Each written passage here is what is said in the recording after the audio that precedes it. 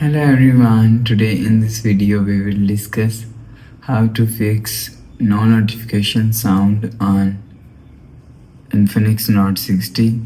Let's start the video. If you want to fix this problem, go to app library. Here click on settings app.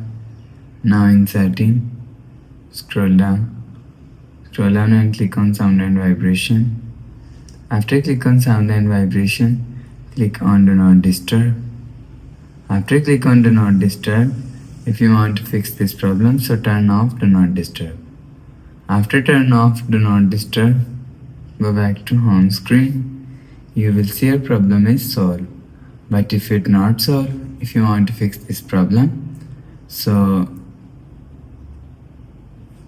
click on settings app. Now in setting, scroll down and click on notification and status bar and turn on notifications.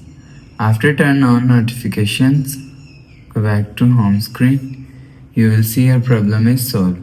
But if it doesn't fix this problem, so again click on settings app, scroll down and click on system and click on this reset phone and click on reset all settings. Click on reset and enter your phone pin. Click on this icon, you will see your problem is solved.